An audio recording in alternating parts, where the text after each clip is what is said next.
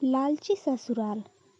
शोभा जी अभी अभी अपने पति मुकुल जी के लिए कॉफी बनाकर किचन से निकली ही थी कि सामने से नीलम को आता देखकर उनका पारा चढ़ गया। शोभा जी बोली, जब सारा काम हमें ही करना है तो तुम्हारा क्या काम है? यहाँ तुम्हें पता नहीं है कि हमें सुबह उठते ही कॉफ़ी पीने की आदत है।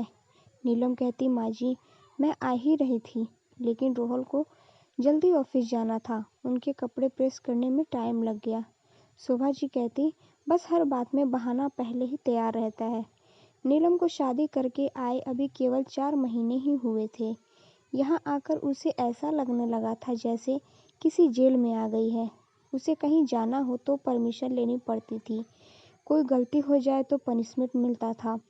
सास ससुर और पति तीनों ही एक सुर में उसका विरोध करते थे। कभी कभी तो मन करता कि यहाँ से भागकर अपने पापा के घर चली जाए, लेकिन पापा हार्ट पेशेंट हैं। यहाँ सब उन्हें पता लग गया तो न जाने क्या अनर्थ हो जाएगा। यही सोचकर सब बर्दाश्त करती रहती थी। नीलम ने जल्दी जल्दी सबके लिए नाश्ता बनाया। उसके बाद रोहन को टिफ़िन पैक करके दे रही थी। तभी रोहन ने आवाज़ दी, नीलम क्या कर रही हो? इतना टाइम नहीं है मेरे पास, कार चला के नहीं जाना है। मेट्रो में कितना समय लगता है तुम्हें पता है? जरा सा लेट पहुँचो तो ऑफिस में सुनना पड़ता है। रोहन की एक बात इस बात की ओर इशारा था कि उसके पिता ने कार नहीं दी थी, लेकिन वह अब सब सुन लेती है। पिता को कैसे बताए कि जिन्हें अपने उसका जीवन साथी चुना है वो पैसों का लालची है। एक दिन शाम को रोहन घर आया तो उसने अपने पापा से बात की, अब मुझसे नौकरी नहीं होती। वह आपके पुराने दोस्त शर्मा जी मोटर पार्ट बनाते हैं, मैं चाहता हूँ कि उसकी सप्लाई शुरू करूँ। पापा कहते, लेकिन बेटा उसके लिए तो कम से कम 10 लाख रुपए चाहिए होंगे, वो कहाँ से आएंगे? रोहन कहता, वही सोच रहा था। तभी नीलम चाय बनाकर लाती है। रोहन कहता, लता तुम अपने पापा से कुछ पैसे उधार ला सकती हो। नीलम का सब्र जवाब दे चुका था।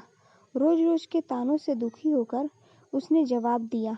नीलम कहती, रोहन मेरे पिता के भरोसे मत रहना, उन्होंने मेरी शादी करके अपना फ़र्ज़ पूरा कर दिया। अगर आपको नौकरी करने में दिक्कत है तो मुझे जॉब करने दो, दोनों मिलकर कमाएंगे। यह सुनकर रोहन का पारा चढ़ गया। रोहन कहता, क्या बकवास कर रही हो, ज़्यादा जुबान चलने लगी है। नीलम कहती, रोहन मैं बहुत बर्दाश्त कर चुकी हूँ, इसलिए मैंने जॉब करने का फैसला किया है। रोहन कहता, नहीं हमारे घर में यह सब नहीं होता, तुम्हें जॉब करनी है तो अपने घर चली जाओ। नीलम कहती, मुझे पता था आप यही कहेंगे, मैंने वकील से बात कर ली है, मैं जल्दी तलाक ले लूँगी। यह सुनकर रोहन और उसके पिता के हाथ पांव फूल गए। तभी शोभा जी वहाँ आई।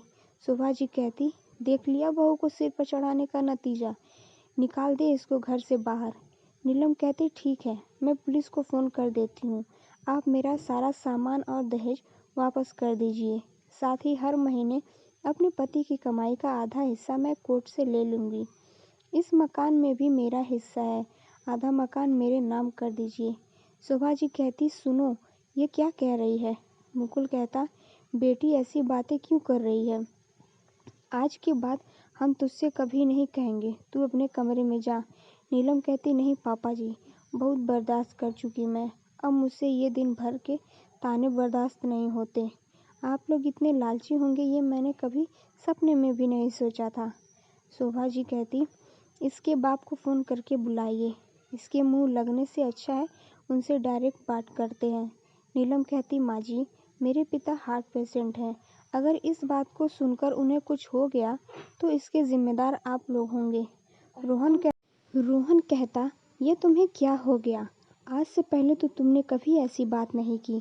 नीलम कहती, मैं आज तक आपके और मम्मी पापा जी के हर ताने को बर्दाश्त करती रही। 20 लाख रुपए मेरे पापा ने शादी में खर्च किए, फिर भी आपको कार चाहिए, बिजनेस करने के लिए पैसा चाहिए। नीलम ने उसी समय अपना सामान पैक किया और घर छोड़ दिया।